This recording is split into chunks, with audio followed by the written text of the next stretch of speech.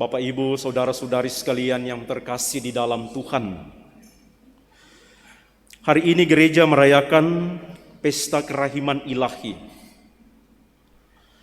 Dan kepada kita sabda Tuhan menyampaikan bagaimana kerahiman ilahi itu menjadi nyata dan konkret dalam diri Yesus yang bangkit. Kebangkitan Kristus menjadi tanda bahwa benar Allah Maha Rahim. Karena Kristus yang bangkit itu mengubah keberadaan orang yang mati, tidak punya harapan, kehilangan relasi dengan kehidupan, keluar dari rahim, tidak mengalami kehidupan, menjadi hidup kembali.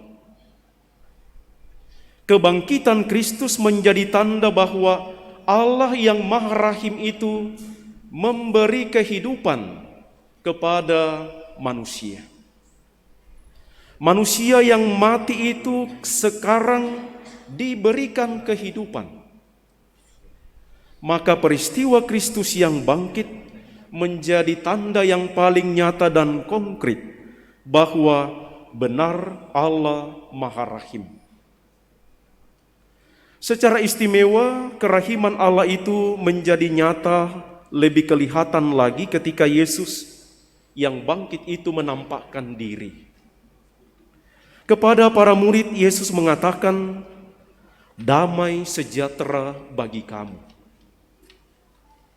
Kerahiman Allah membuat kita orang berdosa berdamai kembali dengan Allah. Membuat kita mengalami perdamaian kembali dengan Tuhan. Kita manusia yang bersalah, kita manusia yang berdosa, kita yang memalingkan wajah dari Allah, sekarang diterima kembali dan membuat relasi kita dengan Allah diperdamaikan. Tidak hanya dengan Allah kita diperdamaikan oleh kerahiman ilahi, juga kita berdamai dengan sesama. Karena itulah dalam bacaan pertama kita mendengar bagaimana kesaksian para rasul menarik banyak orang untuk datang, berkumpul, bersekutu, dan percaya kepada Kristus yang bangkit. Maka dengan merayakan pesta kerahiman ilahi, ibu bapak saudara-saudari, kita ingin menyadari dan mengalami bahwa keberadaan kita sebagai manusia yang kehilangan pengharapan karena dosa diterima kembali oleh hati Kristus yang terbuka, yang mengalirkan darah dan air untuk membuat pendamaian antara manusia dengan Allah. Setelah kita mengalami kerahiman ilahi, Kristus yang bangkit memberi kita karunia Roh Kudus. Terimalah Roh Kudus. Kalau kamu menyatakan dosa orang tetap ada, dosanya tetap ada. Tapi jikalau kamu mengatakan dosa orang diampuni, dosanya diampuni. Ibu bapak, saudara-saudari sekalian yang terkasih, menerima kerahiman ilahi berarti menerima pengampunan dosa dari Allah. Menerima rahmat yang besar supaya kita kembali ke dalam betapa Tuhan mengasihi dan mencintai kita. Karena karunia Roh Kudus yang ada pada diri kita itulah, maka kita ingin juga membagi karunia-karunia kerahiman itu kepada sesama.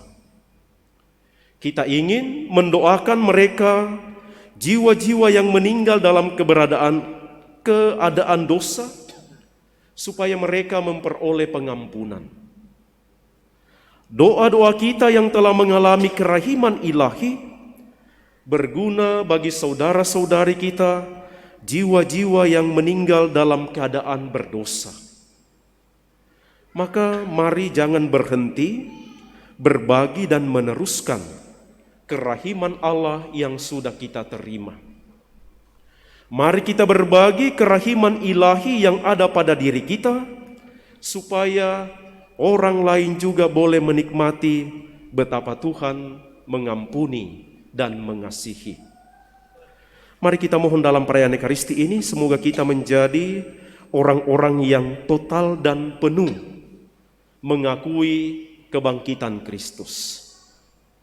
Thomas menjadi contoh bagi kita bagaimana orang yang sungguh secara total dan penuh mengalami kerahiman Allah, dan karena itu juga ia dengan total dan penuh percaya kepada Kristus. Seruannya yang paling terkenal adalah, "Ya Tuhanku dan Allahku." Semoga teladan Thomas ini membuat kita menjadi murid-murid Kristus yang total, yang penuh, tidak setengah-setengah. Karena kerahiman Allah telah kita terima secara penuh, maka mari kita juga menanggapi kerahiman itu secara penuh, secara utuh, tanpa terbagi-bagi. Dengan demikian, saudara-saudari, kita akan menjadi orang-orang yang mengalami kebahagiaan. Bukan karena telah melihat, tetapi karena kita telah percaya. Kata-kata Yesus, "Karena engkau telah melihat Aku, maka engkau percaya. Berbahagialah mereka yang tidak melihat, namun percaya."